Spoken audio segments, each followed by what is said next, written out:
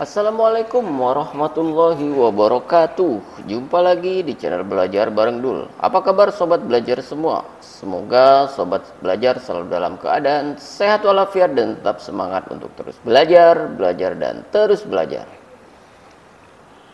Sebelum kita menuju video tutorial kali ini, saya sapa dulu sobat belajar semua. Mungkin ada yang belum subscribe channel ini. Saya persilahkan untuk subscribe terlebih dahulu dan nyalakan tanda lonceng untuk mendapatkan notifikasi video-video terbaru dari channel ini. Dan buat sobat belajar yang sudah subscribe dan juga mendukung terus channel ini, saya ucapkan banyak terima kasih. Semoga sobat belajar semua selalu diberi kesehatan dan juga apa yang didapatkan di channel ini dapat bermanfaat untuk sobat belajar semua. Oke, langsung saja kita menuju video tutorialnya. Kali ini kita akan membahas tentang Microsoft Excel. Kembali saya akan bahas tentang Microsoft Excel. Kali ini kita akan membahas tentang referensi sel. Jadi referensi sel itu adalah biasanya sel yang dijadikan acuan dalam sebuah rumus. Jadi misalkan kita nih membuat rumus if dan begitu. Nah, itu biasanya kita diminta untuk membuat acuannya dan lain sebagainya, rumus apapun. Jadi selalu ada file acuan. Jadi misalkan kita gampang aja, kita buka sebuah file dulu yang sudah ada isinya. Misalkan ini saya gunakan. Nah,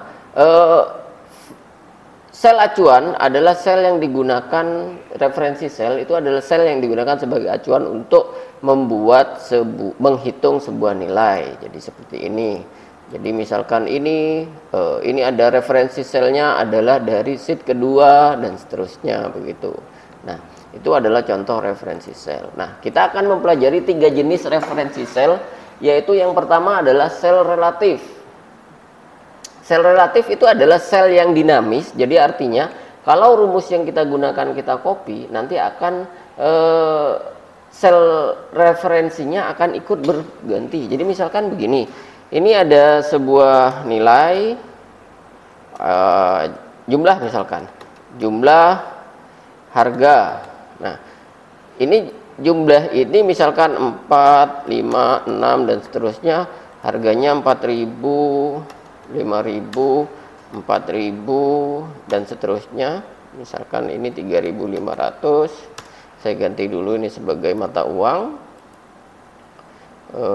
Misalkan gini. Nah, ini misalkan. Nah, jika ini dikalikan, di sini dibuat sebuah rumus sama dengan D6 ini dikali E6. Ini namanya referensi sel yang bersifat dinamis. Jadi referensi sel kolom D dan kolom E ini bersifat dinamis. Kenapa? Karena kalau ini kita copy rumusnya, dari rumus ini dia D6 dikali E6, kalau ini kita copy, otomatis ini akan berganti. Di sini di bawah sudah D7, D7, di sini juga begitu. Nah, ini namanya referensi sel yang bersifat dinamis. Jadi dia akan berubah sesuai dengan posisi rumusnya yang kita letakkan.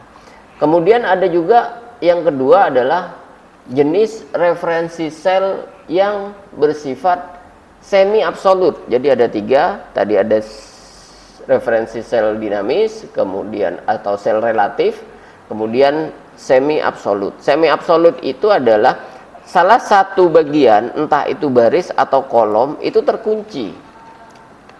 Jadi acuannya hanya berganti pada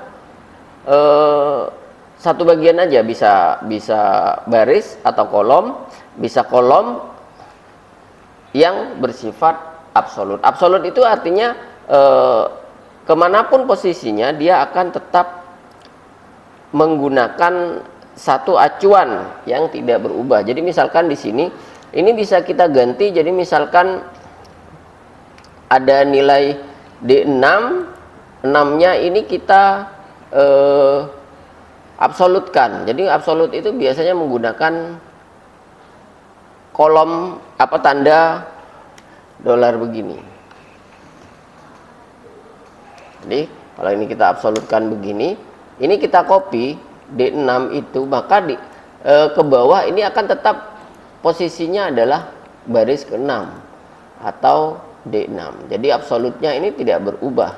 Jadi ini bisa kita gunakan untuk menggunakan rumus yang acuannya ada salah satu bagian sel, entah itu baris atau kolomnya, posisinya tidak berubah. Jadi ini biasanya digunakan untuk menghitung sebuah nilai yang ada acuan di satu nilai yang tidak berubah. Nah, kemudian yang ketiga itu adalah referensi sel yang bersifat absolut. Jadi absolut itu tidak bisa diganti. Biasanya ada satu titik acuan di sini, misalkan harga itu sama semua 3.000, misalkan begitu. Nah, biasanya proses penghitungannya di sini misalkan total. Misalnya total itu ini sama dengan jumlah dikali dengan nilai yang absolut ini. Nah, ini. Nah, untuk membuat absolut sama seperti tadi diberi tanda dolar. Biasanya di shortcut itu menggunakan F4. Jadi, teman-teman bisa tekan F4, nanti akan muncul secara otomatis di sini tanda dolar begini. Dua-duanya tanda dolar. Jadi, kemanapun di copy rumus ini, maka nilai pengalinya ini tetap posisi I3 ini. Jadi tidak berganti, semua dikalikan dengan angka ini, begitu maksudnya. Itu adalah sel referensi absolut. Jadi tadi bisa menggunakan tombol F4. Jadi tinggal klik di sini misalkan seperti ini, acuannya ini diklik, kemudian teman-teman tinggal tekan kontrol F4. Tekan tombol F4 maksud saya, bukan kontrol. Kebetulan tombol F4 saya agak error.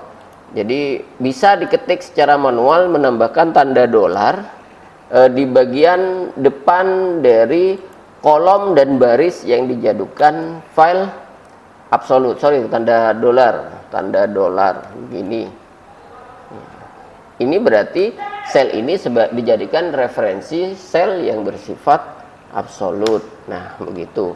Jadi kemanapun rumus ini di copy, dia ke kiri atau ke kanan, maka acuannya tetap I3. Kalau yang ini tadi D6, ini kalau di copy ke bawah, dia yang berganti hanya kolomnya saja. Jadi misalkan saya kalikan ke sini, nah ini tadi D6 kalau dikalikan ke bawah tetap di sini D6 karena kolomnya tetap tidak berganti. Kalau kita kalikan ke kiri, kita copy ke kanan begini, maka kolomnya berganti. Ini jadi kolom E, menjadi kolom F. Tapi 6-nya yang kita buat absolut itu tidak berubah gitu. Nah, itu adalah jenis-jenis dari referensi sel. Jadi ada referensi sel yang bersifat relatif atau dinamis, bisa berganti-ganti sesuai posisi dari rumus yang kita tentukan. Kemudian ada semi absolut, jadi yang absolut cuma salah satu, bisa baris, bisa kolom. Atau referensi sel yang bersifat absolut. Jadi yang ketiga ini biasanya posisi nilai pengalinya atau nilai acuannya itu sama.